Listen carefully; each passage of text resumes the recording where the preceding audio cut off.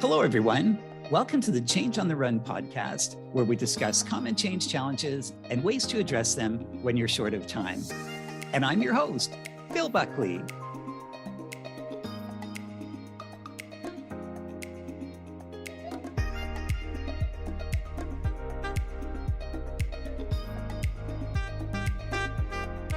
Today's topic is overcoming a blocker. Blockers are people who raise barriers to organizational change and your success. They either oppose what you're doing or want it done differently. This form of resistance is challenging because it's intentional and leverages the blocker's influence through authority, relationships, and organizational knowledge. Inaction is not a good option because the barriers will remain, and the wrong type of action can lead to escalation and more setbacks. So, how do you overcome a blocker to achieve your organizational goals and avoid triggering greater resistance? And my guest today is Dr. Jamie Gruman. Jamie, welcome to the show. Thank you, Phil. It's a pleasure to be here. It's a pleasure to have you here. And I think we first met about 10 years ago for one of your excellent courses, which was great. Thanks so much for taking the time. I'm really happy to be here. Dr. Gruman is a professor of organizational behavior and a senior research fellow at the University of Guelph. He's also the founding chair of the Canadian Positive Psychology Association. Jamie holds a PhD in the Applied Social Psychology program at the University of Windsor. He's the author of 3 books, and his most recent is called Advanced Introduction to Employee Engagement. Jamie's research and writing have appeared in Forbes, Oprah, Fast Company, and Inc., and news outlets such as New York Times, the BBC, and NBC News. Dr. Gruman's speaking engagements include the Conference Board of Canada and TEDx, and he consults for organizations including General Motors, the Government of Canada, and the Children's Wish Foundation. So, Jamie, what's been your experience with overcoming blockers? Well, that's an interesting question. My experience has been to do what doesn't come naturally.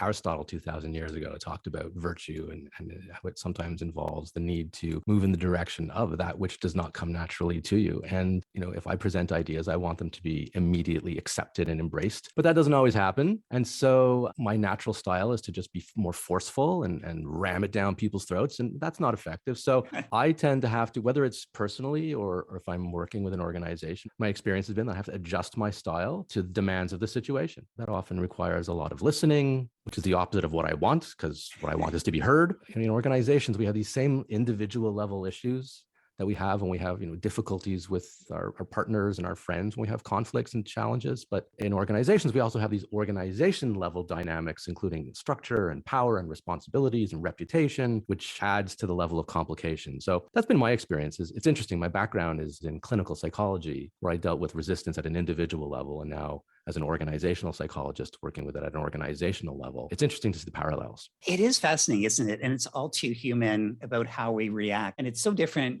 compared to the steps that you might follow to overcome a blocker and the emotions that behind the being blocked and what that causes you to do. But let's start at the beginning. And why do you think people block organizational changes and they just oppose what either you want to do or what the organization wants to do? In thinking about this question, I'm going to go back to a classic paper in the Harvard Business Review published by John Cotter and Leonard Schlesinger back in 1979. It was a classic paper, got republished in 2008, and they suggested that in diagnosing why people block, there were 4 reasons that people block. So let me explain those, and I'm going to add one more. I think there's one that they missed. The first thing that they suggest is that people block because they don't want to lose something of value. The example they give in that paper is that if it's proposed to introduce a new vice president of product development, that might elicit resistance from the existing VPs who sense that they're losing some power. So they don't want to lose something of value. So that's the first reason, sort of a political issue. The second reason is misunderstanding. So sometimes people block because if an organization is, for example, introducing flexible scheduling, employees might think, well, that now means I have to be available on evenings and weekends, and I don't want that. But that's not the case. And so it's not really politics involved, but there's people misunderstand what's being asked of them, and so they resist for that reason. And the third reason is people block because they just don't believe the change makes sense. They think that it's going to cost more than they're going to get out of it. And so they reasonably resist. This is a very expected and an intelligent thing to do if you think it's going to be a failure. And so the challenge here is that managers often assume that they have all the information they need to analyze what's going on and make changes. And they assume also that they have the same information that frontline people do, which can be both wrong assumptions. And so in these cases, the resistance can actually be very good. It's desirable because it points out some potential problems that are going to surface down the road, possibly even immediately. And so those who are initiating the changes are really well advised to listen carefully to the diagnostic information that's being provided by the resistance, by the blockers. The fourth reason is sometimes there's just low tolerance for change. People might believe that they're not going to be able to develop the skills and behaviors that are needed to implement this change. This low tolerance can occur at the individual level, like we were suggesting before.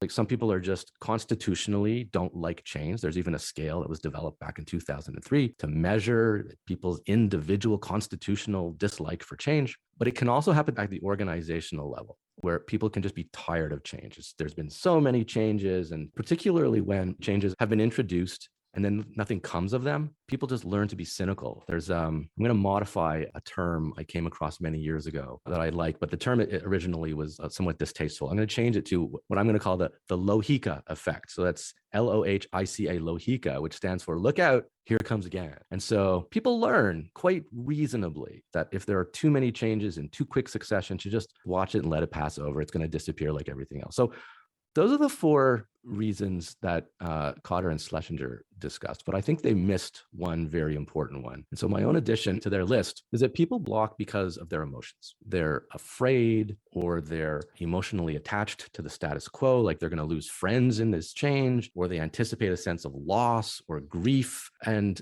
it's no secret that we tend to give short shrift to emotions in organizations. In fact, so much of my work is about trying to reintroduce, I view my work as rehumanizing organizations. And so much of that is, you don't leave your heart at the door when you walk into the office. And so these emotional dynamics are crucial and have to be addressed, I think, if we're going to deal with the people who are blocking. I love it. And your addition, I think, is the most important, because we are emotional in how we look at the world in private life as well as in professional life. What I find is that the launch of an initiative, it typically doesn't incorporate emotional responses to the change. And usually it's a roadshow. Isn't this going to be great? We're going to be taking on this new change and it's going to be fantastic and everything is going to be great. And that's not the way most people feel at all. And then it's okay, let's get into it. When there is an obstacle or people are blocking, the first response is that it's not good, as you say. And also, they don't take into consideration where the person's coming from. They just take the event. I'm being blocked and I have to move forward. It's not why are they blocking me? Which I think is a far more important and better way to respond. Is that your experience too? Yeah. By the way, if you think that my 5th edition is really good, then you and I should write a paper for HBR. We should get I'm in.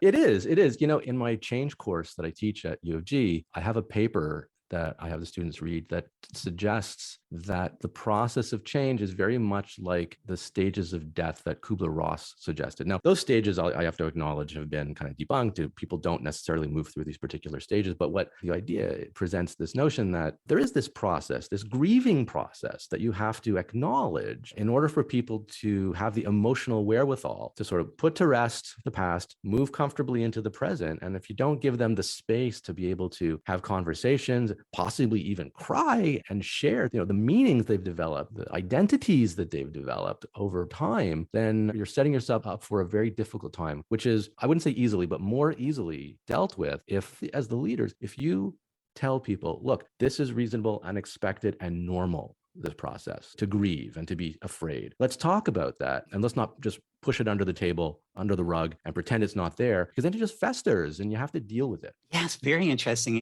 To do that and to do it well, leaders have to have the managerial courage to take the time. But often it's a race. It's okay, we've got to get this system implemented by fall, or we have a merged organization by X. What I find that drops off of the plan is socializing of the change and what it means. Any thoughts about how to make room for that when the default is we've just got to go, we've got so much on the go, there's so much pressure. People just have to adapt, take it on, and be successful.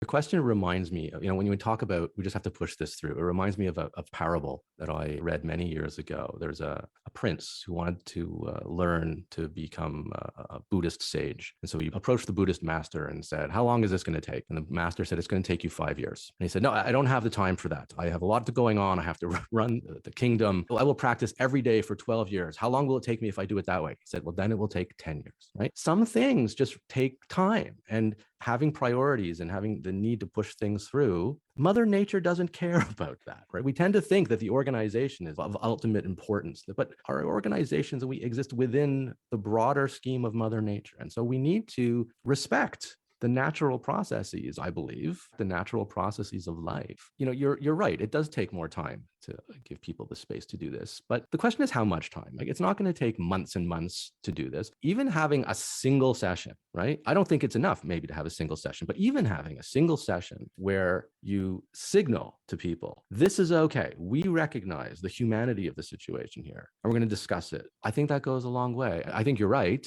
that there's often this pressure to get things done quickly. And that, of course, does limit the options people have for change, but it doesn't have to be an onerous undertaking. The small symbolic gestures, I think, can go a long way, because you can have, a meeting, it could be maybe a half day, and you have people discuss these things, but then you're initiating those conversations, and people have those conversations on their own. And that emotional process will continue unfolding apart from formal events.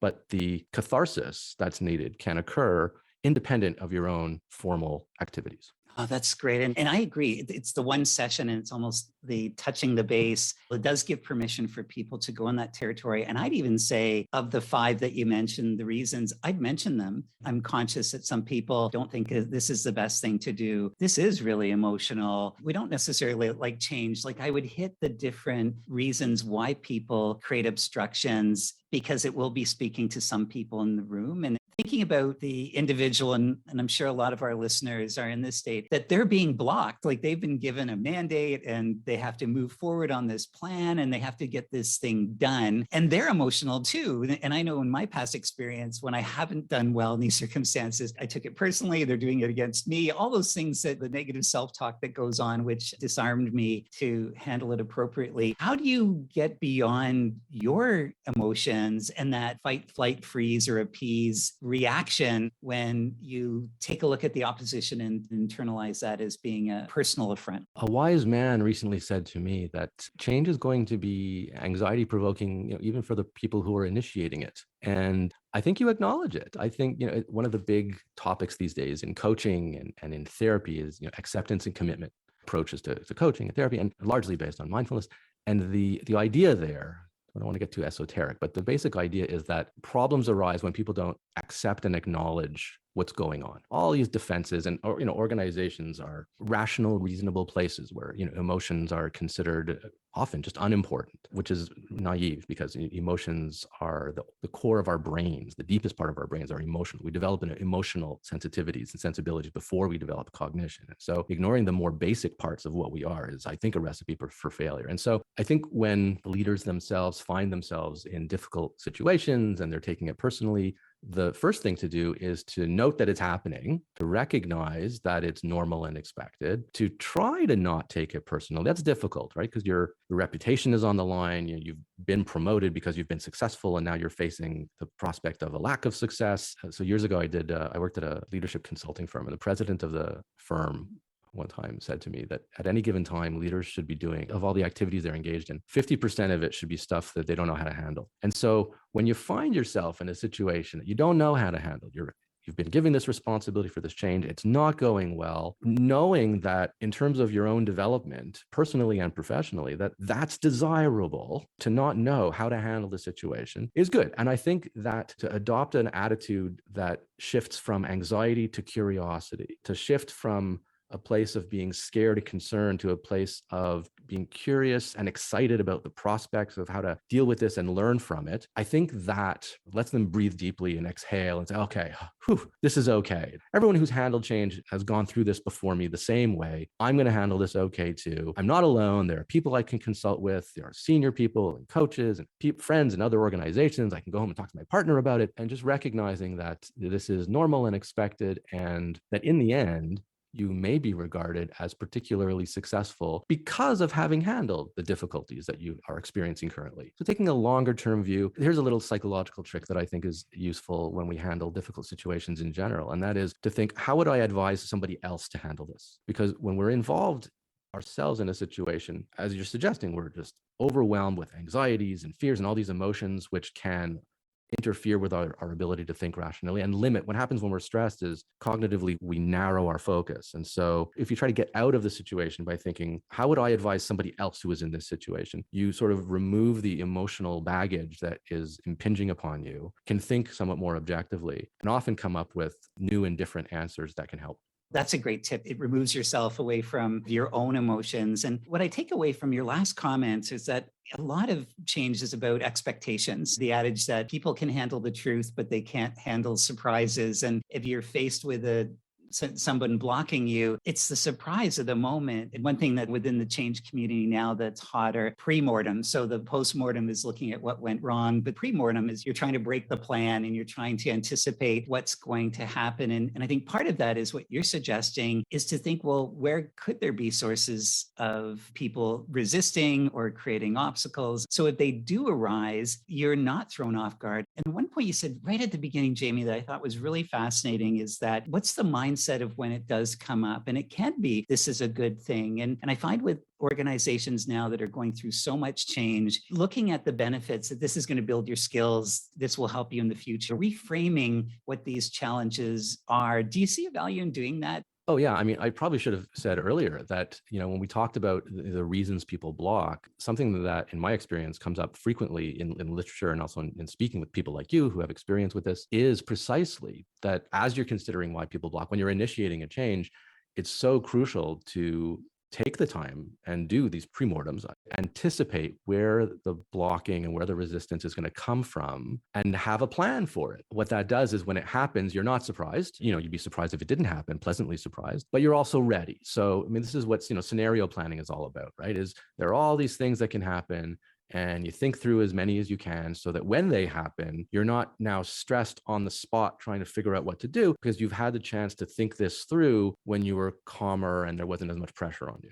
And another point that you mentioned is that when you look at the resources at hand, and it's not just you facing the blocker, which I think is really human too, like it's all on me. And I remember it was probably about 15 years ago, there was a former CEO of Coca-Cola. He was talking about what he had learned through his storied 30-year career. And his number one lesson is ask for help. And I thought it was so powerful. Out of all that experience, it's okay to ask for help, which actually a strength. It's not a comment on your inability to manage. It's bringing people in. Why do you think people don't call the friend and just hunker down and figure it out themselves? Because they mistakenly believe that their job is to handle it themselves. We live in an individualistic culture and we promote it individually. We're rewarded generally, often, not always, individually. And we sort of internalize this belief that it's me, I have to handle these things myself. But this makes me think of, are you a Star Trek fan? The first series. I watched the first series. I watched The Next Generation a lot. And so the captain there was Jean-Luc Picard. I love Jean-Luc Picard. And what he would usually do when faced with difficult circumstances is he would be on the bridge and he would ask for input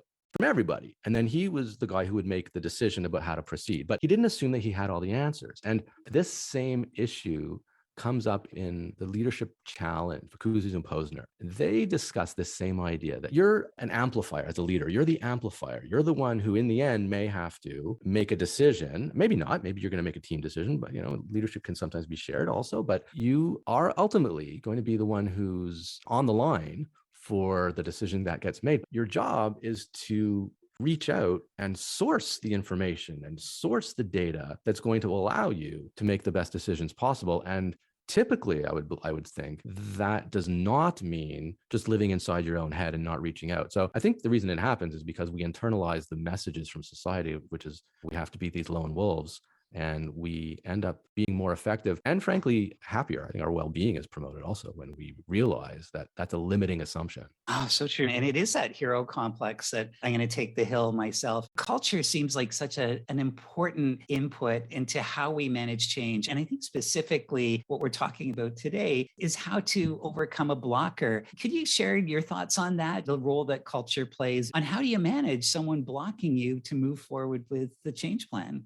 Yeah, culture is key. And here's my thoughts on why I think culture is key when it comes to understanding change and blocking, it builds on what culture is, right? So Ed Schein, the granddaddy of organizational culture, says fundamentally that culture is a pattern of shared assumption. Assumptions are implicit, right? They're not, when you analyze the culture of an organization, on the surface, the things you can see are like the artifacts, the way people dress and how they speak to each other. And you can analyze a value. So you can look at the value statements, you can ask people what they think about things, but underlying those things are the assumptions, the unspoken, unwritten, tacit understandings of the way the world works. And so very interesting to me when I speak with people from different organizations, they always explain to me the way the world works. And I can see that the way they think the world works happens to be a reflection of the way their organization works. And I think it's one of the reasons people sometimes have difficulty when they change organizations, because the culture is different. They didn't know that it was going to be different. And their assumptions that used to work in their old organization don't work in the new organization. And so if people have assumptions, underlying implicit, unspoken, unconscious assumptions about the way the world works, those influence what people view as appropriate behavior. The type of blocking that will occur will be influenced by the culture, like whether it is aggressive and in your face versus behind the scenes. And so culture is key, I think, to understanding where the blocking is coming from, the history, right? The history of an organization puts sort of rails on possibilities because it influences where you can go. And that's partly because of the culture and also just because of the history and what people are prepared to tolerate. And also the way you deal with blockers will depend on the culture, because the sorts of ideas you're going to introduce will be considered more or less appropriate and respected, depending on whether or not, or the degree to which they're consistent with the prevailing culture. Great points. And given culture is so important, and it really depends on the assumptions that exist within the organization, are there general strategies or tactics that tend to not work well when you're faced with somebody obstructing you and they're the blocker? And then we can talk about things that might be more successful, but are there certain things that won't work in most cultures? The first thing that pops into my head that is not going to work is trying to railroad the resistance, right? So someone blocks you and you just say, no, listen, you have it wrong. Here's the way it is. You're not seeing it right. Here's why we're doing it. You just have to get on board. You could almost see the other person's face getting red and the steam coming out of their ears. That just riles people up. When you try to railroad somebody, you're overtly disregarding and invalidating their concerns. That's great. And the assumption that just a senior leader gave you permission or said that was your mandate, they take that as being carte blanche, that I can do whatever I want and people will follow it. And it's a faulty assumption, as you just said, because it might not connect with how people really do work in organization. You know what this all reminds me of? I was thinking about this just recently when I was thinking about the reasons people block and the reason we experience resistance in organizations. It reminded me of everyone who's gone to business school in their intro course learns about French and Bell, French's forms of power, right? So you have the position power and then you have personal power, right? So the position power is things like I can reward and I can punish. I'm in a certain position, so I have the authority to command and control. And then there's the personal power. So people listen to me because I'm respected and I'm liked. And as I was thinking through all of these reasons people resist change, what occurred to me is that so many of the things that I think will fail have to do with position power. And so many of the things that I think will work have to do with personal power. But as we go through our formal and informal training in organizations, we come to reify the position power issues, and the personal power issues, I think, come later in life. I think later in a career, people realize, perhaps after years of failing and realizing that the position power stuff doesn't work, they become more sophisticated and basically go back to their roots. I firmly believe that so much of being wise is not about learning, but about remembering. And when we were little children, we knew how to live well. We played in the sand, and then we got older, we became more interested in power. We learned about how to be shrewd and cunning, and we worked. And then eventually we don't grow up, we grow down, and we remember what it is to live well and treat people well. And I think when it comes to dealing with blockers and resistance, the same thing applies. It's so true. And the connection I make, it's the use of the power that you believe you have, that formal position power, is what makes things get worse. It is the influence without power that can make you be successful. And what's your view about negotiating with the obstacle creator to try and figure out what's the issue and changing what you're going to do to move past it? Is that something you'd recommend? I think it depends. Sometimes that is your only hope. If you know there are going to be people who are going to resist for political reasons, they're not afraid. They just know perfectly well what is in store for them if this changes. And the only chance you have is to try to find some sort of compromise. Look, here's what is wanted over here. Here's what you want. Is there some way for us to find some common ground and move forward? It's not the only way, right? So we can deal with potential blocking by educating people, by explaining upfront what's in store. Of course, this requires a good relationship. And if you don't have a good relationship, that's not going to work. We can try participation and involvement, getting people to play a role in the change. Sometimes, and this is one of the things that Cotter and Schlesinger discussed, we can help deal with blocking through facilitation and support. So giving people training, they don't think they have the skills and they're resisting for that reason, or giving them time off after a demanding period, or just listening and honestly helping them face their concerns. But all of these strategies should depend on what you believe will be the source of the blocking. And so we go back to that original point about doing your scenario planning and thinking about the possible likely outcomes of introducing change. And what I found for making lots of mistakes in change is to die on your sword for the principles behind it, such as treating people with dignity and respect. The tactics where I usually have fought, they really don't matter. If it's done on Wednesday or Thursday, it doesn't matter. If it's combined with something else, but the objectives are still met, it doesn't matter. But I found emotionally, I would get more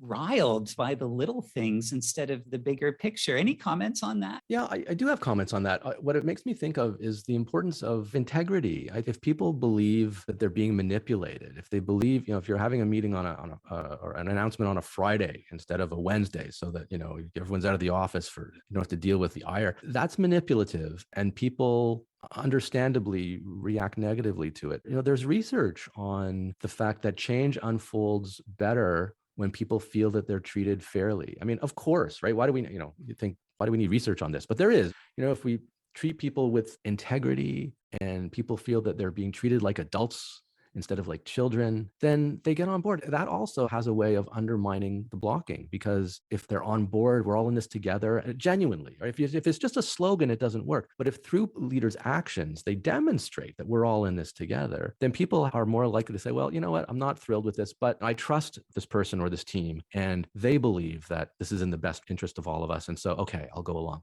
Yes, when we treat people like numbers or units, we only know where that goes, and it creates natural resistance to change. And also, it's just wrong talking about principles. So thank you. You talked earlier about how change is exhausting, but overcoming blockers is exhausting too. And in your book, Boost, with you and your co-author, Deirdre Healy, you share many ways to recharge, to help you be the best that you can be. In terms of managing change and managing blockers, are there a couple of areas to focus on so you can recharge? Because I've seen so many people get ground down by the challenges of change, and I think it makes blocking even greater of a challenge to overcome. I could talk for an hour on this one, but let me just give you some very quick general advice about recharging. There's three things to focus on to get to recharge effectively. And you can think of it in terms of renew, RENU. That's the model I developed. It's very simple. So in your leisure time, when you're away from work and you've had a difficult time dealing with the blocking and other change related issues, the first thing you want to do is think about the resources that you're using when you're working. So you're planning, you're organizing. You need to give those resources a break. And so one of the things I recommend is in your evenings or weekends is engage in intentional inefficiency. Notice those terms, intentional inefficiency. Go to a local town with no agenda, just walk the streets. What you're doing here is you are doing the opposite of what your work time requires, and that's going to help recharge your batteries. The second thing to do is consider your needs. So make sure you're getting enough sleep. 35% of us don't get enough sleep, probably the most important recovery mechanism that we have. The last piece, the last bucket to fill is psychologically detach. So if you're at home in the evenings and you're constantly checking your phone to see, what's going on, you're not psychologically detaching. It's not enough to physically leave the office. You have to mentally leave the office. If you're on vacation and you're checking your emails, you're not psychologically detaching, and you're not going to what I call get a boost. You're not going to enhance yourself. You're not going to promote your psychological well-being or physical health. If you do these things, you physically live longer. Thank you, Jamie. Really appreciate it. Actually, it comes at a perfect time for me too. So thank you for your tips. And in the spirit of change on the run, if you only had time to do one thing to overcome a blocker, the thing that would give you the 80% of the results in 20% of the time, what's that one thing that you would do? That's an easy one, and that's involve people. And this is my number one thing I always think about when it comes to change is people don't resist their own ideas. And so involve people to the extent that they are willing and interested in being involved. And that can get you 80% of the way through so many of the blocking issues that you would face otherwise. Fantastic. And as we close off the show, is there a final insight, a consideration, or tip you'd like to leave the listeners with? The only other thing that might be valuable just to consider, if we ground change in the past, right? If we say things like, this is consistent with our values, we've gone through this before, 50 years ago, we faced a similar type of circumstance, and here's what we did, and we're stronger today because of it. When leaders ground current situations in the history of the organization, that roots people and it gives them a sense of comfort. It's what charismatic leaders do. And so that would be my last tip, is to try to help people deal with the uncomfortableness and the anxiety of going into the unknown, go into the roots of the organization to help ground people and make them feel better. Great. Thank you, Jamie. Thanks for being on the Change on the Run podcast. I appreciate you sharing your guidance, and just wondering, how can people get in contact with you? Google me, Jamie Gruman, and you'll find me at the university, and feel free to email me anytime if you want. Great. And would it be okay if we put links into some of your papers so that people could learn from you in a more expanded way? Of course, absolutely. And thanks again for being on the show. And thank you for listening. I hope you've learned as much as I have from Jamie's experience. And until the next time, I wish you all the best as you continue to lead change.